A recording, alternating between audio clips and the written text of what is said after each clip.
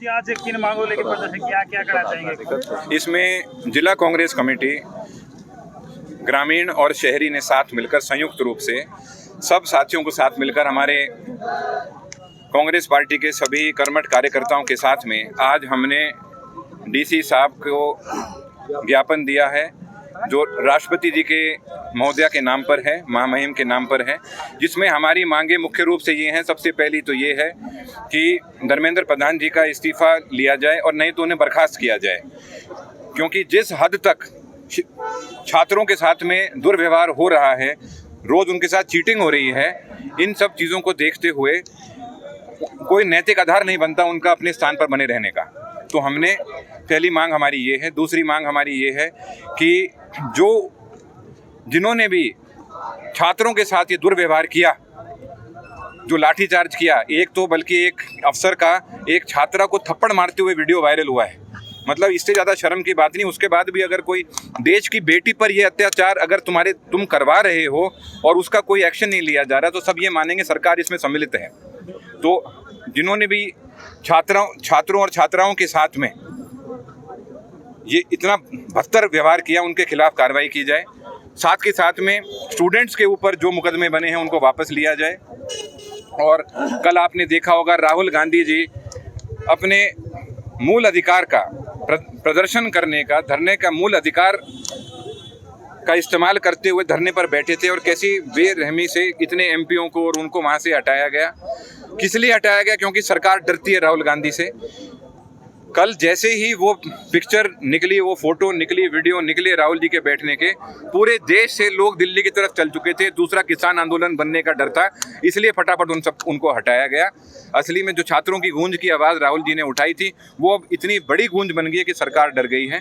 तो हम ये बर्खास्ती की जो हमने मांग करी धर्मेंद्र प्रधान की, ये पूरे देश में इस समय गूंज रही है। धर्मेंद्र प्रधान का जो है जवाब आया कि जो है कांग्रेस पार्टी और अन्य पार्टी जो है अपना पार्टी को सितारा चमकाने का काम कर रही है स्टूडेंट के साथ जी। और हम ये कहते हैं कि धर्मेंद्र प्रधान जी शिक्षा प्रणाली और शिक्षा को खत्म करने का काम कर रहे हैं, इसलिए उनका कोई नैतिक अधिकार नहीं है बने रहने का। इतने पेपर लीक किस तरह होते हैं? पहली बार मैंने देखा है CBSE का रिजल्ट इतने लार्ज स्केल पर पूरे देश का खराब हुआ सिर्फ इसलिए एक कंपनी को ठेका दे दिया, वो चेक करेंगे। तो शिक्षा प्रणाली पे खुद कोई भरोसा नहीं। जब एग्जाम देना पड़ता है, एयरफोर्स का सहारा लेना पड़ता है, मतलब एयरफोर्स का सहारा एग्जाम के लिए लेना पड़ रहा है। ये अपने आप में आप देखो शिक्षा प्रणाली की कमी की खुद का कितना बड़ा सर्टिफिकेट सरकार ने दिया है। तो वो उनका कोई नैतिक आधार नहीं है अभी इस समय अपने पद पे कायम रहने का। देखिए, सबसे पहले तो हमें ये समझ नहीं आ रहा कि भारतीय जनता पार्टी की जो सरकार केंद्र में है, मोदी जी, उनकी ऐसी क्या मजबूरी है जो इस धर्मेंद्र प्रधान का वो इस्तीफा नहीं ले रहे। कौन सी फाइल धर्मेंद्र प्रधान के पास है मोदी जी की जो मोदी जी इतना डरे हुए हैं? पूरा देश चिल्ला रहा है, इस देश का बच्चा, बुजुर्ग, युवा सब चिल्ला रहे हैं कि भाई धर्मेंद्र प्रधान का इस्तीफा होना चाहिए, लेकिन राजनाथ सिंह जी कह रहे हैं कि इस्तीफा नहीं होगा। दूसरा, अभी अनिरुद्ध जी ने आपको बताया कि जंतर मंतर पर जो क्रूरता बच्चों के साथ की गई, आपने एक वीडियो देखी होगी। मेरे मन में तो भावना है कि मैं गाली देना चाहता हूं, लेकिन मैं ऐसे पद पे हूं, मैं नहीं बोल सकता। एक पुलिस वाला एक बच्ची को ऐसे डंडे से खोद मार रहे हैं। अरे उसके बेटी नहीं है क्या? ऐसा क्या हो गया? मैं बताना चाहता हूं आपको कि वहां बहुत से लोग बिना वर्दी और बिना प्लेट के थे, वो RSS के गुंडे थे।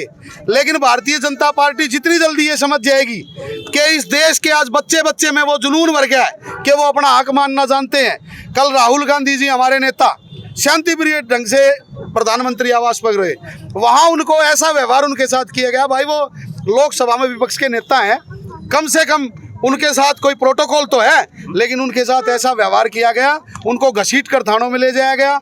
हम इसकी कड़े शब्दों में निंदा करते हैं और महामहिम राष्ट्रपति जी से ये अपील करते हैं कि सरकार को बर्खास्त करे और इसमें धर्मेंद्र प्रधान को बर्खास्त करे। धन्यवाद। आज भिवानी युवा JJP इकाई व INSO छात्र इकाई द्वारा लघु शौचालय पर DC के माध्यम से प्रधानमंत्री को जंतर मंतर पर जो लाठीचार्ज परसों 20 जुलाई को हुआ, उसके विरोध में ज्ञापन सौंपने हम पूरी हमारी युवा JJP INSO टीम आई है।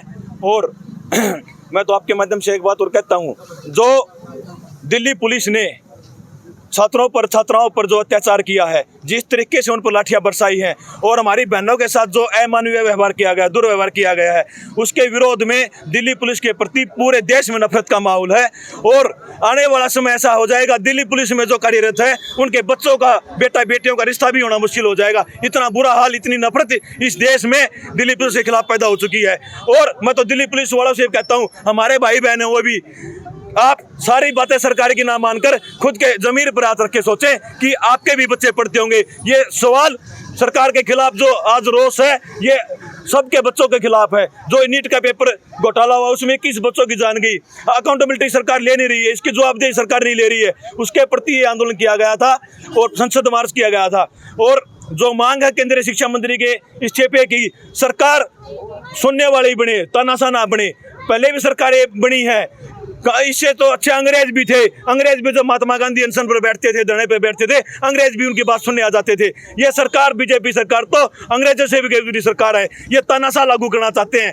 मैं आपके माध्यम से एक बात और सचेत करना चाहता हूँ, हमारे पड़ोसी मुल्कों में श्रीलंका से शुरुआत हुई थी 2024 में, उसके बाद बांग्लादेश में जनजातीय आंदोलन हुआ, उसके बाद 2025 में इंडोनेशिया में जनजातीय आंदोलन हुआ, पिछले दिनों 2025 में नेपाल में जनजातीय आंदोलन हुआ। वहाँ के जो प्रधानमंत्री थे, राष्ट्रपति, उनको छात्रों ने, युवाओं ने पीट पीट कर इस देश से भगाने का काम किया। कहीं ऐसा ही आंदोलन, जनजातीय आंदोलन इस देश में ना हो जाए और नरेंद्र मोदी साहब और पूरी बीजेपी को ये देश छोड़कर ना भागना पड़ जाए। ऐसे हालात आज ही देश के बन रहे हैं। अगर ऐसा होता है, देश का माहौल खराब होता है, तो इसके लिए बीजेपी सरकार, नरेंद्र मोदी, अमित शाह और धर्मेंद्र प्रधान जिम्मेवार होंगे।